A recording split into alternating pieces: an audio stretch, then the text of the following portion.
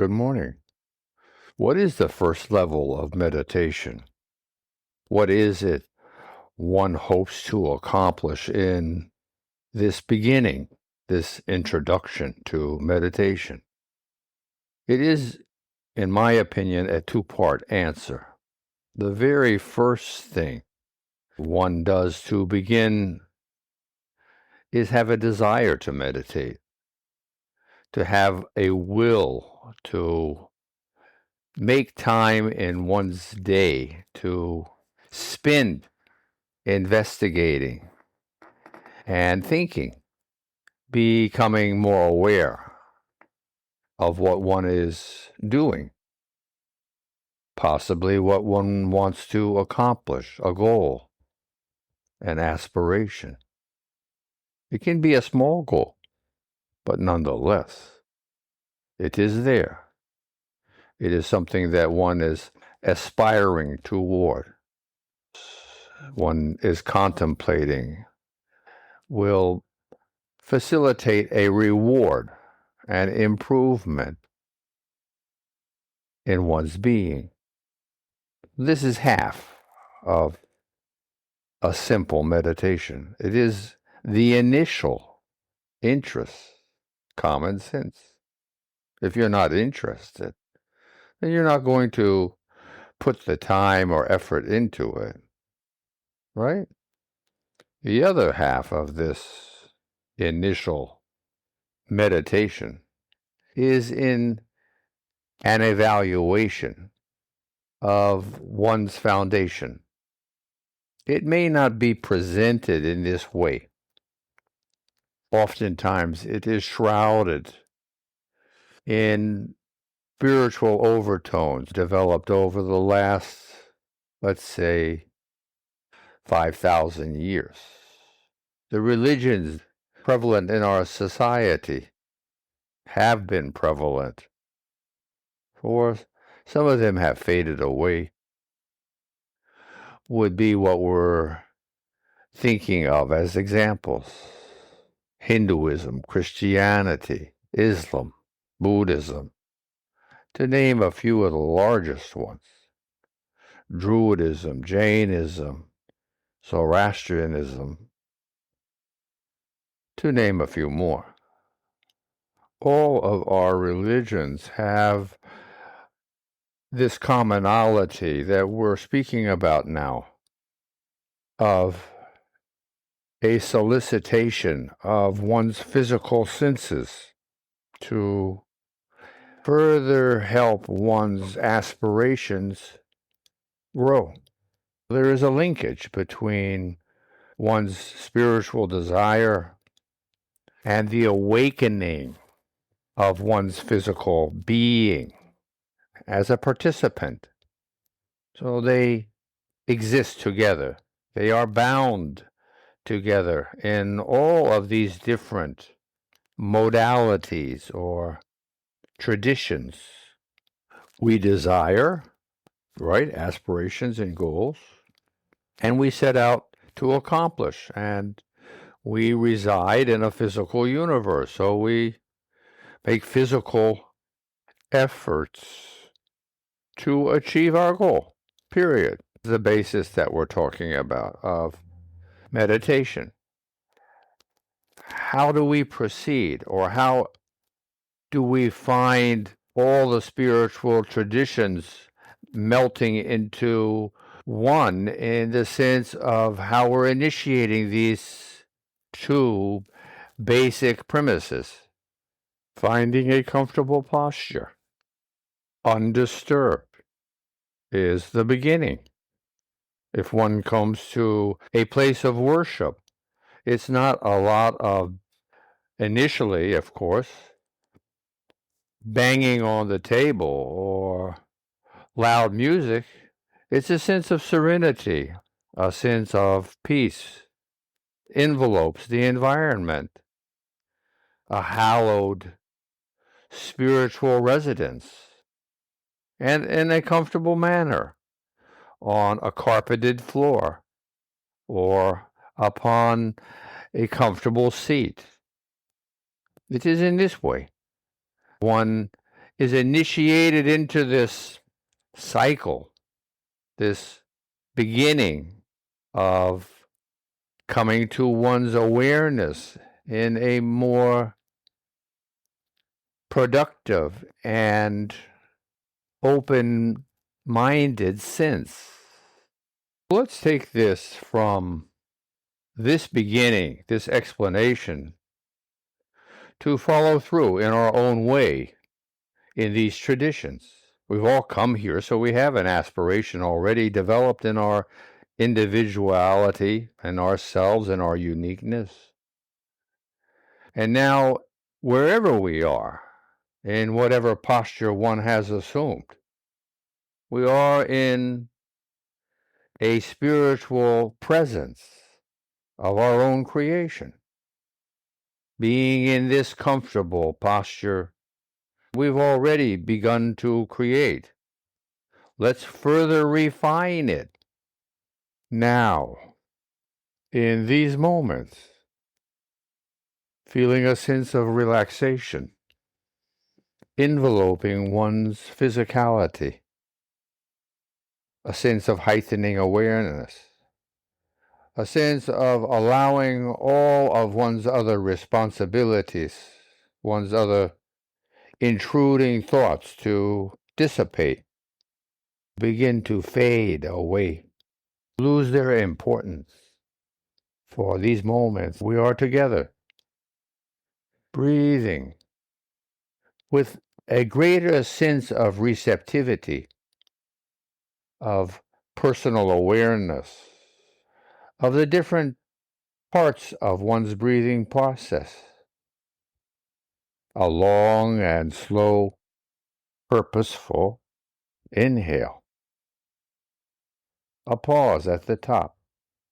And an equally long and slow, purposeful exhale. As we clean the carbon dioxide-laden air out of our lungs. And pause when we are finished. This is one complete breath. And doing this on one's own.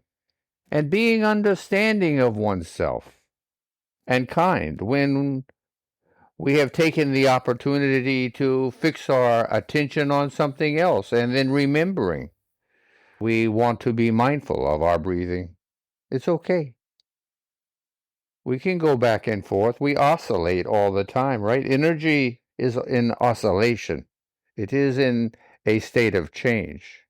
So now we are also adding other attributes of being into our equations. It is not in a sense of religious traditions. It is more in a fundamental evolutionary sense. We are becoming more aware of ourselves. If you like, we are teaching ourselves about the basic foundation of the way Homo sapiens relate to our existence. Noticing also while we're breathing attentively to the pulse of one's body, of the motion of one's blood through our vascular systems, our heart, squeezing, finding places where you can follow your own pulse, your own aliveness, you can call it this. If you don't have a lot of experience in this, then putting your hands together, finger to finger, thumb to thumb, palms to palms, pressing gently, feeling beneath the warmth, which is also important to be aware of, the thermal energy that's being created by the muscular activities of our lungs and our heart, and spread through our body, through our vascular system, but also finding one's pulse in your hands, in your fingers as they gently pressed each other. Doing this, feeling the depth of one's own process of circulation, feeling this and your breath are the most important processes that we can be aware of on a superficial level. Being aware, relaxed, focused, attentive, calm, at ease,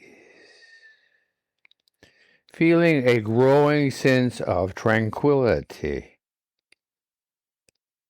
comfort, and harmony in one's own being here, now, without a past or a future, without judgment or bias, just being a witness to life itself in oneself, making an effort to simultaneously be aware of all three of these activities: one's breath, one's pulse, and one's creation of thermal energy resulting from these two. Feeling in one's hands just what's going on.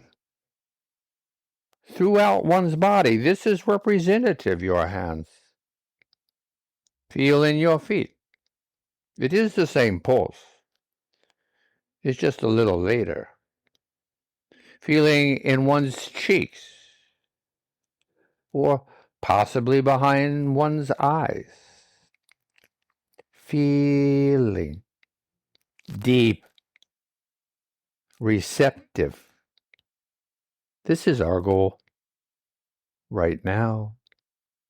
Remembering there is more beneath the pulse and the warmth, being created in one's hands. Beneath this, more closely to one's foundation. Feel the quaking, the vibration, the shimmering of your whole body trembling, of oneself being alive, present, receptive, sensitive to what's occurring now. In a sense, in a state of harmony and grace, witnessing the bundle of miracles we have described in one's own being, humbled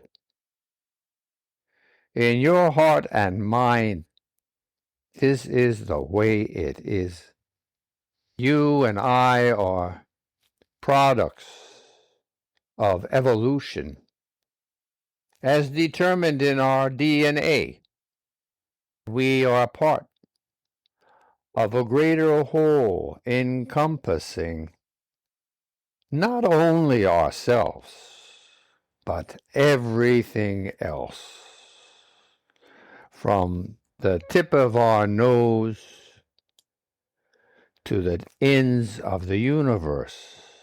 It is in this ability to conceive, visualize, and imagine we find a sense of awe, of awareness, amazement. This is what's happening all the time.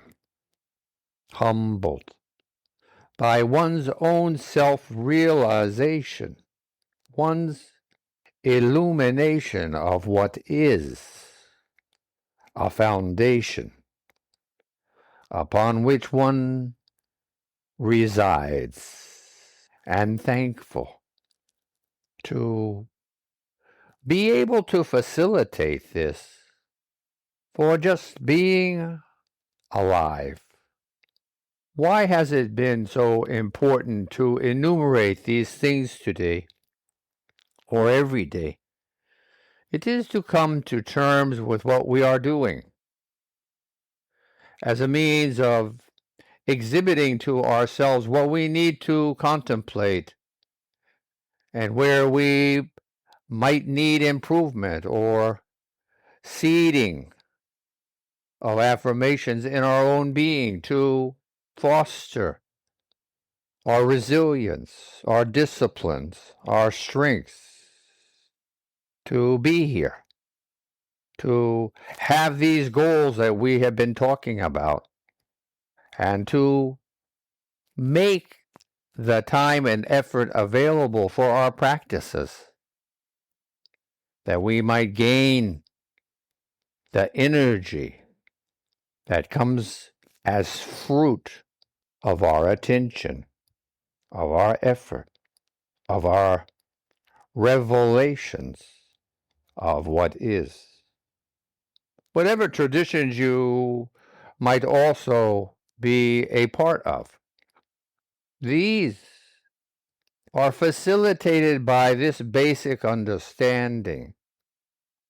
Whatever you have grown to understand and believe in, sit upon this threshold of being aware, awake, and alive. So using this as a springboard for your better being, for one step in a positive direction, one at a time, all day, 86,400 opportunities. Arise, take advantage of at least a few. God bless us all. Namaste.